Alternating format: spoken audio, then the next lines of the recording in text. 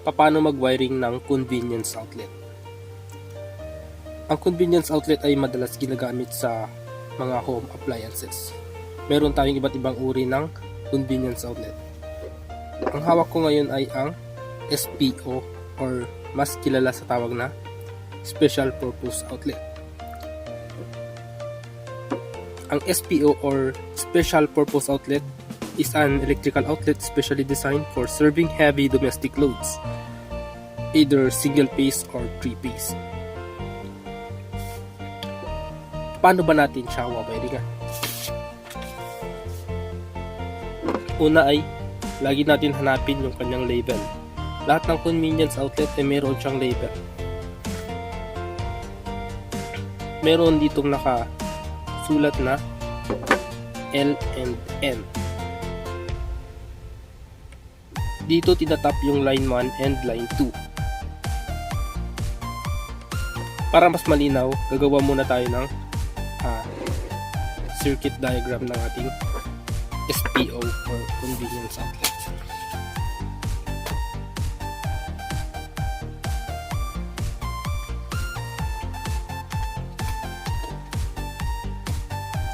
Ganito madalas yung connection ng ating mga convenience outlet sa bahay.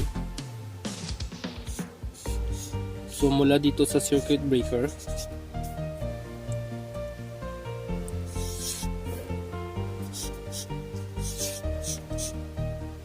ito yung SPO1, SPO2. Ito yung 1 and ito yung 2. So napakasimple yung connection nito. Nakaparallel lang siya. Ito yung line 1 and line 2. Punta doon sa ating circuit breaker. Ito yung line 1 and line 2. So ganun lang kasimple yung wiring ng ating mga convenience outlet. Okay. So ang una natin gagawin, mag-prepare tayo ng wire. Lagi nating uunahin na i-jump yung ating convenience outlet. Balatan muna natin yung ating wire gamit ng long nose and side cutter.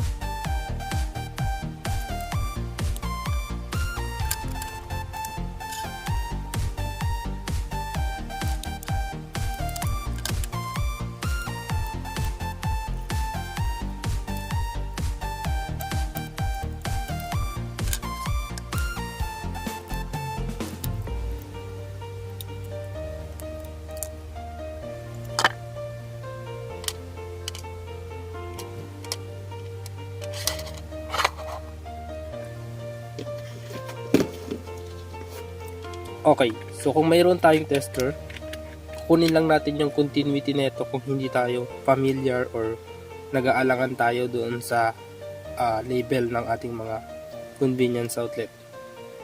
Select lang natin yung tester natin doon sa continuity testing. Then hanapin lang natin yung magkadugtong.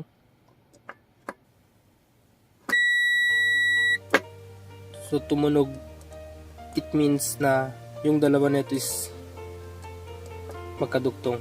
Ganun din sa kabila. Ibig sabihin yung dalawa dito ay magkadugtong. So bali yung nasa gitna is disregard na lang natin dahil ginagamit lang ito sa ground. So sa wiring installation, kung susunod tayo sa standard wiring installation, ay kailangan pa rin nalagyan natin to ng ground. Yung by the way nga pala yung color ng ground natin is kulay green. Ganun din sa kabila, hanapin mo yung continuity. So pag tumunog, it means na isa lang yung linya nito. So mapapansin nyo pag ni-reverse natin, hindi yan tutunog dahil walang connection ang dalawang linya na yan. Para lang yung nandito sa ating diagram. Yung dalawang dulo nito is yung dalawang butas dito. Yan yung magkadugtong. So ang gagawin lang natin, i-jump lang natin yung dalawang butas.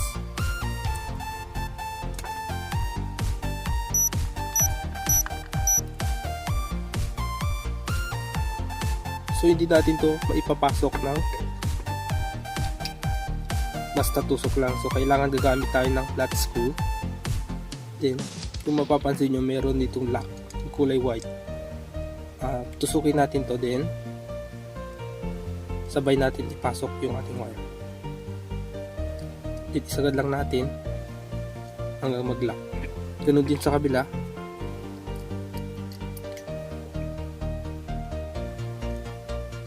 Push lang natin yung lock, then bitaw.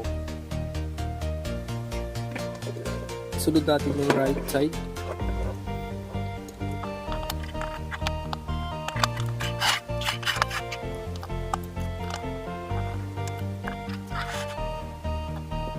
So ito na po yung ating final wiring.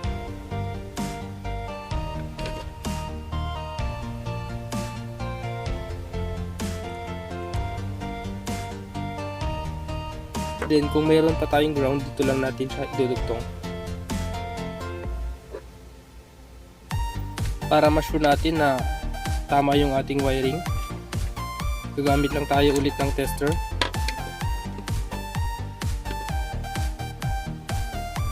So yung pinaka first step na gagawin natin, bago natin siya idugtong doon sa circuit breaker, ay kunin natin yung continuity ng mga wiring natin. Una is kunin natin yung continuity ng dalawang line 1 at line 2.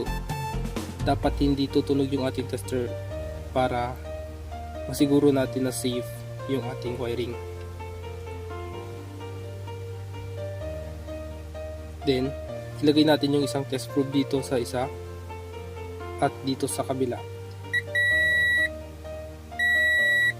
Then pag nilipat natin dito, dapat hindi na siya tutunog.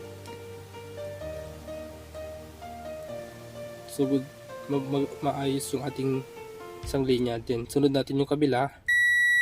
Ganon din, pag nilipat natin dito, hindi siya tutunog. The same lang. Kung gusto natin i-check lahat ng butas,